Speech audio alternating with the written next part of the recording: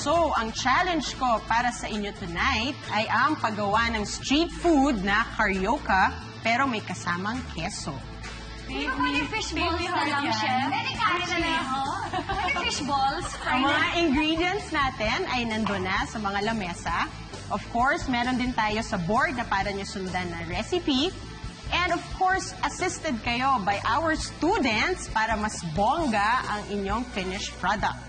So, bibigyan natin kayo ng 15 minutes to finish the challenge. And 15. And timer starts now. Okay, ihalo ang condensed milk sa flour. Ihalo ang evaporated milk. Ay, ibongga natin to. Walang pwedeng maaksaya sa condensed milk. Pampasarap yan. The color and the texture is very nice. I love how it's turning out. Mix, mix, mix. Ikot-ikot like a merry-go-round. Alright, next. Kailangan basa-basa. Ano ba to? Hindi ko makita yung mga kalaban ko. Kailangan mabantayan ng more flour. Or really enough. Uy, bawal magdugo kung sila nail polish, ha? Huwag kang mataranta, kuya. Mananalo tayo. Sigurado ako dyan. Ba't di siya gumagana? Ay, ang hirap pala nito. Paano siya I matubig, hate it. Chef? Ay, wait. Ano yung measurement? Ba't hindi ko malalaman ang measurement nito? Mas grabe, napakamatubig naman yan. Really? Consistency is getting better? Perfect. It's not. Okay, more pa. Wow, yes. And this is good. Nakaka-muscle na tayo, ah. Bakit matubig yung akin? May nagsabotahe pa sa akin dito. You're doing great. See the consistency. Okay. There you go. And over here, what do we have? Got the perfect dough. I guess that's the perfect one, huh? Hey, see, tingnan mo. Tingnan mo yung kanila. Hindi pa mapabilog yan. 10 more minutes to go. 10 more minutes. Okay. Ayan. Ganon. Oo, yan. Gitna? Dito? Ay, pupold pa. Ah. Yan. See, Chef? Feel it? Sorry. Binongga na ni Kuya yung flour dito. Anong shape mo, Iya? Ano ba ito? Yung mga kalaban ko, inubos na yung flour. Okay. First time in my life, I think matatalo ako. Hindi pa ako tapos maghalo eh. It's bigger. Kailangan may Okay. points po ba? Okay. Okay, I think we got this under control. Lagay sa gitna. I'm so parched. Well, ba't nandito kayo? Ay! Ito na nga. Slowly but surely. Magbaboil na. I'm gonna come back with a vengeance. Excuse me, huwag kang makisaw-saw sa tubig ko. Binabless ko lang ang water mo, dear. You're lucky.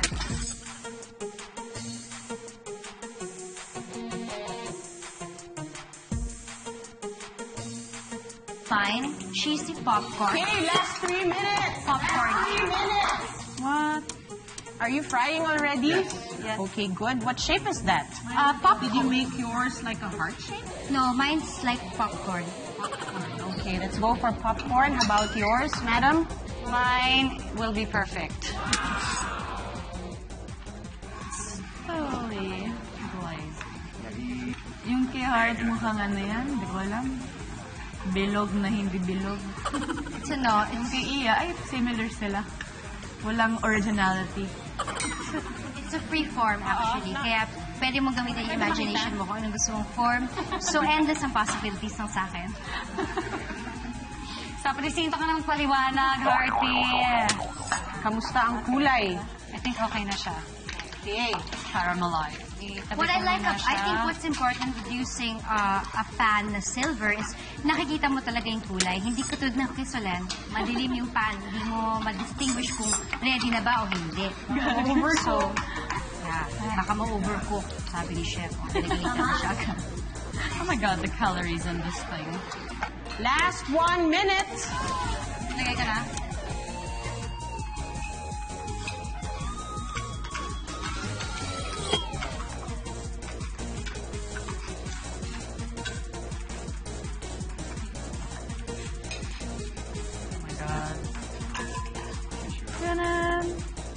I'm done. Walang kakain na to sa bahay. roll from France. With your razor. Now. Alright.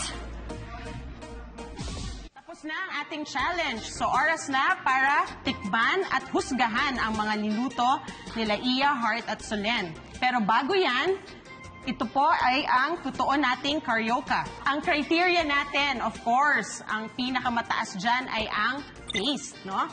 Kamusta ang mga lasa ng inyong karaoke? Kasama dyan ay ang texture. Ito ba ay maganit, sobrang lambot, mamantika o sobrang tamis, no?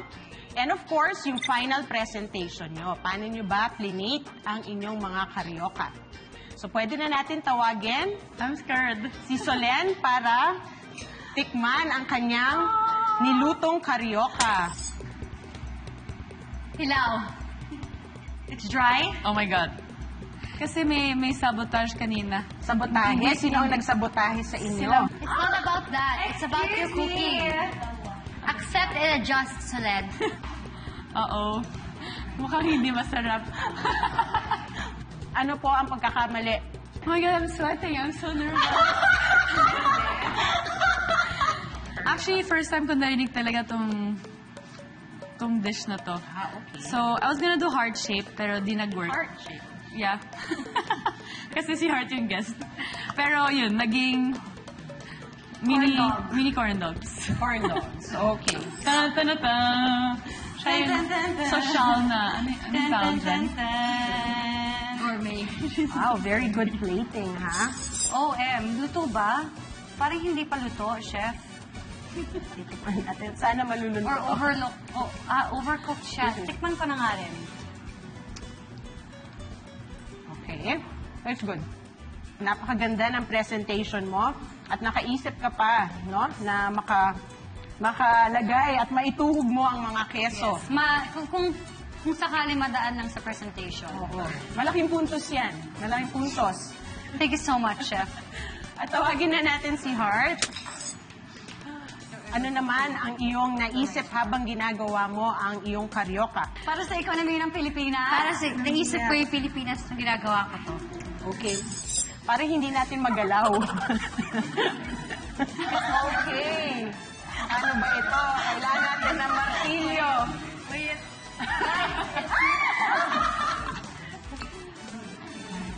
This is somewhat like a croquembouche. Okay, pahingi ng steak knife para kay chef. Sige, kamayin na natin, no? Para mabuag ang... Ayan. Tingnan natin ang loob. Wala, overcooked lahat yung ano natin. Powdery pa siya. Okay.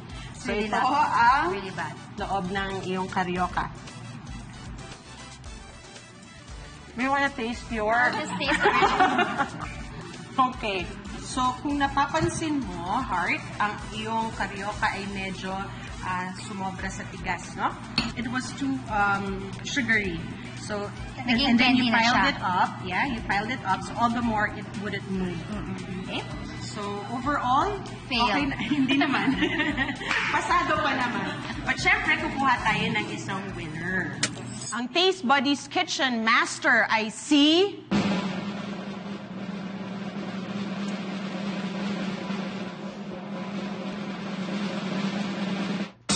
ay si Iya. Tawagin natin ang kanyang kapartner na si Alvin. I wanted this so bad! Congratulations sa inyong dalawa. Balik tayo. Oh my gosh! Thank you so much. And of course, we want to give our token to each one of you. Chef I Iya. love this. Oy, galing. You Oh my guys God. so sweet. So happy. I love kitchen stuff. It's my first knife. May Solen use up. Ay, Solen pala. Ang taray. Maraming salamat. Chef Iya. Thank you.